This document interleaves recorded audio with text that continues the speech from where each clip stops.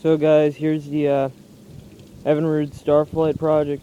I have the fuel tank running into that riding mower there. I know what you guys are thinking. This is a two-stroke and it needs to have mixed gas. That is correct. You have to actually mix the gas right inside the tank.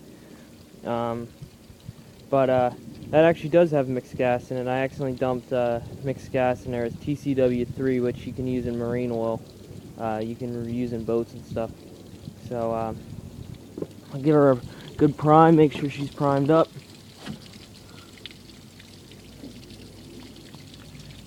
And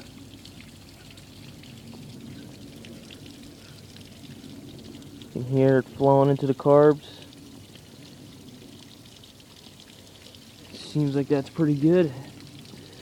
But got the rabbit ears hooked up with the garden hose. It's a must with boat motors. They're not on real well. There we go. But always make sure you have rabbit ears, because it's not necessarily just about overheating the motor, but the impeller inside there, like the water pump, if you run that dry, you'll damage it. So even just for a second of firing that thing up, you'll damage that water pump. You know, a lot of people think, oh, it's okay, you know, just to fire it up for just a few seconds, you know, it won't overheat in that amount of time, but you can actually damage your water pump like that. So make sure you always have rabbit ears, even if you're just attempting to fire it up. Have rabbit ears. Anything faster than cranking, put rabbit ears on it. I did have to do one thing to the solenoid here. This is a dual pole solenoid here on the outside. And if you look, sometimes it's just a single pole. Well, all you do is just hook up 12 volts to that. That's if the solenoid is grounded from the outer side. This one's not. This one has a second pole in here, which is where a safety switch originally went to. This is this wire, but the safety switch or whatever is not working. And that only allows it so that way you can start it up. You can't start it up unless it's in gear. So now you can start it up in gear. So I just bypassed that because this was shot. So, and I just have that running to ground right there. And now every time I turn the key, solenoid clicks in, fires up. I think that was one of the problems we had with this thing. But yeah, it's all out of gear and stuff. It took itself out. So that's all good. Got the air box cover back on. So it is like I said, it's a V4 two-stroke. So if you guys love the sound of two strokes, you'll love the sound of this thing. I don't know if you guys seen that video on YouTube. There's another video on a V8 two-stroke, and the guy put expansion chambers on it. Sounds a little bit alike. You can definitely tell this one's just a 4-cylinder. So here we go. What I'm going to do is I'm going to bump it up a little bit, turn the key, and like I said, I got all this working. I just need to put it back together. I push in, you hear the click, that's the choke closing, turn the key, fires right up. A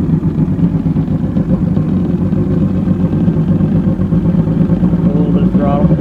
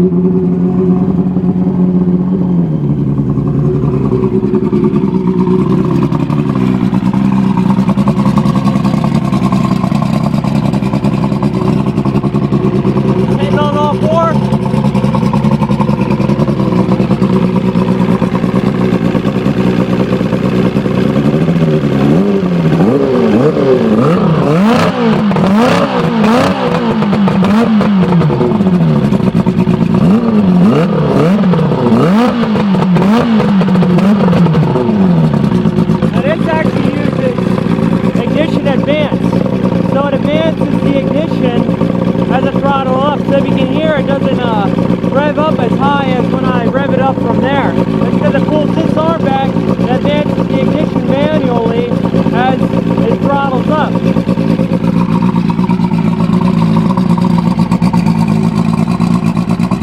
It definitely runs good though. Sucking that gas right up.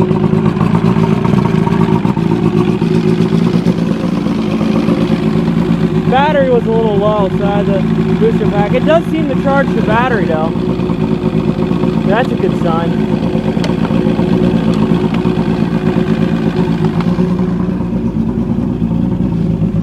The RPM gauge works a little bit, but that's obviously not correct. I don't know about the speedometer yet. We have to put it in the water to find that out.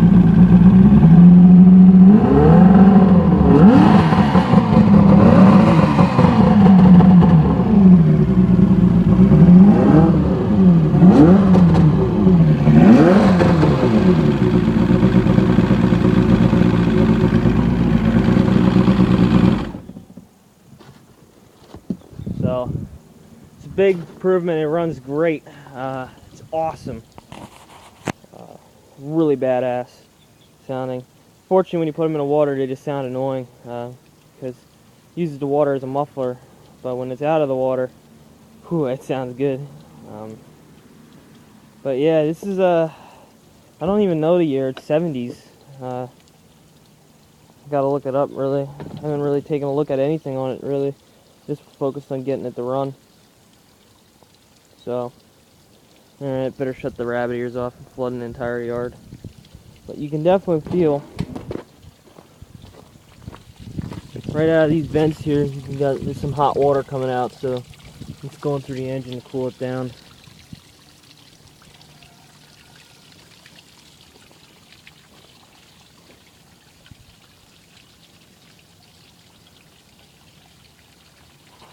So,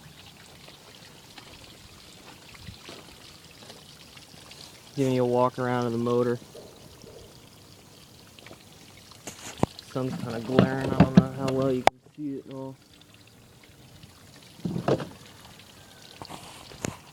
Distributor, the ignition, and the stator's all up in there. There's the coil. Spark plug wires. Starter motor. And gauges like this. Comes up and it forces itself in between those teeth. It kind of just works its way up. Latches on. Carburetors. Well, diaphragm style. Fuel pump. Starter solenoid. It's the rigged up ignition wire that bypasses the safety switch. Ignition wires. So everything's good. Just want to go through everything. Some things, put some dielectric grease on them, like the spark plug cast, because it is a marine motor and stuff. And there's some wires that I spliced that I need to make sure they're all fully wrapped up and taken care of, that I just kind of have twisted together. So that's more in here and stuff. So it was a project, but I did get it to run. I had the flywheel off and everything. I had to readjust stuff.